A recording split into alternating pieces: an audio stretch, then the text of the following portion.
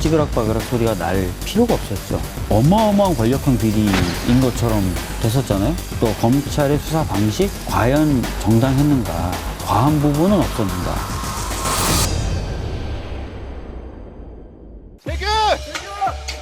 기억하시겠지만 그 당시에 검찰은 굉장히 광범위하게 그리고 엄청나게 많은 인원을 투입해서 수사를 했었고, 그리고 수시로 수사 관련된 정보가 나와서 보도가 됐죠.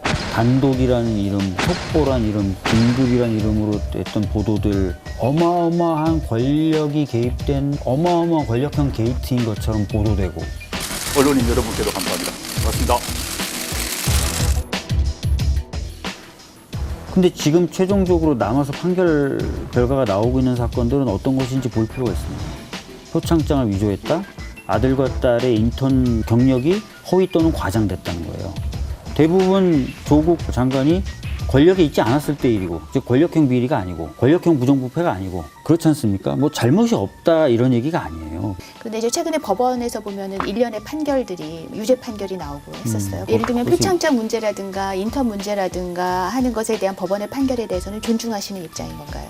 법원 판결에서는 일차적으로 뭐 인정을 할 부분은 있겠죠. 근데 이제 이런 부분은 있어요. 예를 들어서 70억 가깝게 횡령했다는 혐의로 징역 4년이 선고되면서도 법정 구속을 안 하는 케이스가 얼마 전에 있었습니다.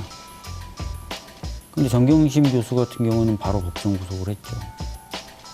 약간 뭐 그런 부분에서 형평성은 있나라는 생각이 들기는 해요.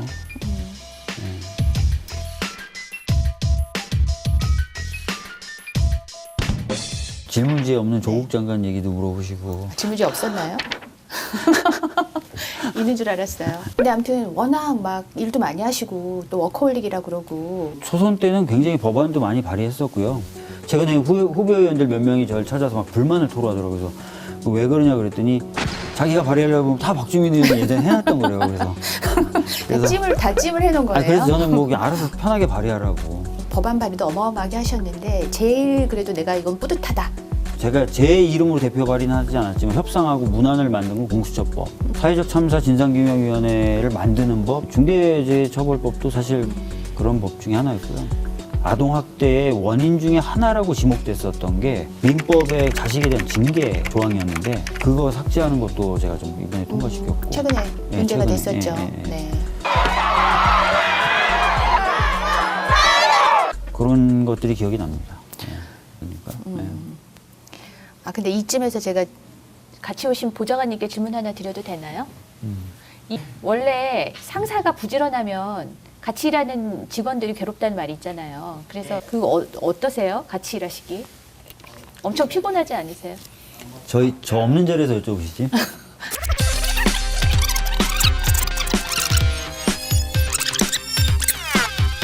네, 안녕하세요. 주민의원실에서 근무하고 있는 김영진입니다. 다른 의원실에 비해서 우리 방 좋은 거 하나 나쁜 거 하나 이렇게 양쪽으로 하나씩만 얘기해 주세요. 다른 의원실에 비해서 되게 자유로운 조직인 게 마음에 확 느껴지는 것 같아요. 그다음에 나쁜 거 한 가지. 나쁜 건 그거 꼭 얘기하셔야 돼요. 술을 자주 안 먹어요. 아니 근데 요새는 술 같이 먹자는 별로 좋아하는 젊은 사람들은 별로 안 좋아한다 그러던데 아니, 회식하고 그런 거 좋아하시나 아까 얘기한 보죠? 것처럼 그런 형식적인 게 없으니까 자리가 편하니까 술 먹어도 좋은 거예요. 그냥 경직된 조직에 있으면 술자리도 불편하고 안 되는 것도 힘들지만 그냥 이야기 잘 들어주시니까 좀 황당한 이야기에도 다 들어주시니까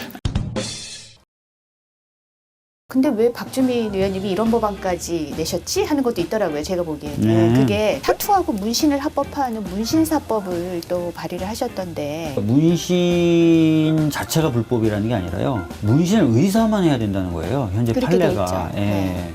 타투가 굉장히 대중화됐는데 이게 이제 의료행위로 분류가 되다 보니까 많은 문신이 오히려 사각지대에 놓이면서 관리가 안 되는 거예요.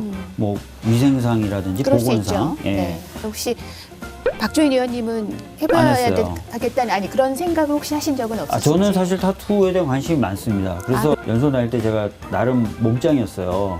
몸짱들의 특징은 뭐냐면 오늘 계속 의회 얘기를 많이 하셔가지고 네. 제가 당황하게 되네요. 제가 사후 연수원 다닐 때 사람들이 네. 저보고 너는 왜 선수촌에 들어온 것처럼 생활하냐. 아. 하루에 막 2-3시간씩 운동하고 그랬었거든요. 근데 몸이 좀 좋다고 자부심을 느끼는 분들은 자연스럽게 나시티를 입게 돼요. 네, 나시티를 입게 돼요. 제가 그래서 거기 이런 데다 전갈무늬 있잖아요. 지금 막 웃네요. 네, 전갈무늬 이런 걸 네. 타투는 아니고 그 지워지는 것들이 있어요. 그 천연 성분으로 하는 네, 그런 걸 하고 다녔던 기억이 있어요. 아, 사원운선 다닐 진짜요? 때. 혹시 그 사진 없어요? 사진은 있을 텐데 못 찾겠네요. 아, 최근에 왜 또 정치권에서는 안철수 원희룡 그분들이 이 눈썹 문신해가지고 네. 이제 화제가 됐잖아요. 음. 박 의원께서도 해보실 생각 있으신가요? 저는 여쭤본 할 거였어요. 마음도 있고요. 국회에서 이 문신 합법화 관련된 법이요. 눈썹 문신 하신 의원님들만 찬성해 주셔도 통과될 거예요.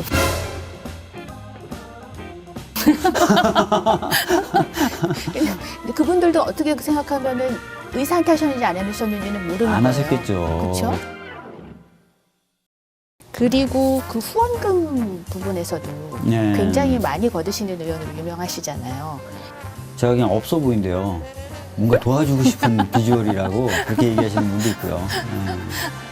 아니 근데 그 말씀하셔서 그런데 그 유명한 별명이 있잖아요. 거지갑이라고. 거지갑, 네. 그 별명을 솔직히 좋아하세요? 싫어하세요? 저는 뭐 나쁘진 않아요. 그러니까 거지갑이라는 별명 자체가 진짜 가난하다라는 뜻으로 붙여주신 게 아니라 그 외모라든지 옷차림이라든지 이런 데 신경 안 쓰고 일을 열심히 한다라는 뜻으로 붙여주신 거라 그러더라고요. 애정을 담은 그런 별명이다 그러더라고요. 네.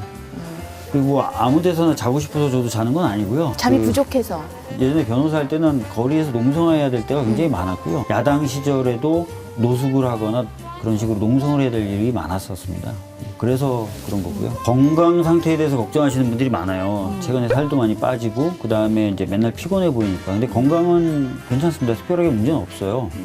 근데 이제 우리끼리는 아는 얘기인데 장 건강은 그렇게 좋으신 편은 아니잖아요. 그래서 옛날에 밤샘투로 오셔서도 생방송 중에 혹시 문제 생길까봐 막 같이 걱정하고 그랬잖아요. 그게 모든 방송사가 그걸 다 알고 있습니다. 그래서 심지어 뭐 KBS인가요? 그때는 딱 갔더니 이미 작가분이 화장실 왔네요. 설사약을 딱 준비하고 필요하면 말씀하십시오 이렇게 얘기하고 또 어떤 방송 프로에 갔더니 카메라 감독님이 이 신호를 주시면 저쪽만 찍겠다. 그렇게 얘기하실 정도로 제가 장이 안 좋은 건 되게 유명해요. 뭘 좀 챙기시고 계신 거예요? 장은 요즘 많이 좋아졌습니다. 다행이네요. 구독 좋아요 부탁드려요. 부탁드립니다. 이 인터뷰를 위해서 요청드린 사항 중에 리즈 시절 사진을 좀 휴대폰에 담아달라고 얘기를 했는데 언제적 사진을 혹시 담아오셨나요? 좀 보여주실 수 있을까요? 그러셨구나. 미리 말씀드렸는데. 꼭 핸드폰에 담아올 필요는 없을 거고 검색하면 바로 나올 건데요. 아 그래요? 보여주세요. 아까 얘기하신 그 나시 티 입고 여기다가 그런 전갈한 건 거. 없어요. 그런 건 없고요. 그 사진 좀 꼭 아. 찾아서 저희한테 보내주시면 좋을 것 같아요. 제가 과거에 해괴망측하게 하고 다녔던 경우가 굉장히 많아서 걱정이긴 합니다. 이거는 제 대학교 사진인데요. 이때도 많이 말랐죠. 근데 머리숱은 굉장히 많았던 것 같아요. 그러네요. 네, 아, 머리숱은 굉장히 많죠. 그 사진을 보니까 왜 박진영 씨랑 닮았다 그러는지 조금 보이는 것 같아요. 어릴 때는 싸움도 잘했다고 그러시던데. 어렸을 때는 상대적으로 좀 키가 컸었어요, 제가. 아, 그렇다고 해서 뭐 제가 막 아이들을 괴롭히고 그랬던 기억은 없고요. 다른 아이들을 괴롭히는 아이들에게 대해서 좀 문제 제기를 했던 것으로 저는 기억해요. 근데 모르겠어요. 다른 분들은 어떻게 기억하실지 몰라도. 또 책에 그런 얘기도 쓰셨어요. 어릴 때 이제에 밝았다고. 영악했죠. 이런 그러니까 용돈을 얘기인가요? 좀 주시면 그걸 모아서 장난감을 사고요. 그 다음에 장난감을 사서 조금 놀다가 지겨워지면 친구들에게 빌려주고 친구들에게 아주 작은 금액이었지만 사용료를 받았죠.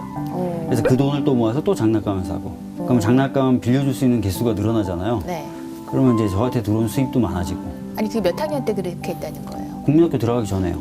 아 진짜요? 네. 크게 될 놈이다 그런 말 들으셨어요? 어른들이 모르고. 근데 솔직히 그랬어요? 혼났어요. 뭐라고? 저희 왜요? 어머님한테는. 네. 그 친구한테 뭘 왜 돈을 그러냐. 받냐? 예. 근데 그래서 뭐 제가 얘기했던 거 사실도 그랬고요. 제가 그런 식으로 해서 번 돈을 뭐 제가 혼자 가졌다기보다는 친구들하고 같이 떡볶이도 사 먹고 그 다음에 뭐 장난감 없는 친구한테는 저하고 똑같은 장난감을 사주기도 하고 그랬던 기억이 있어요. 예.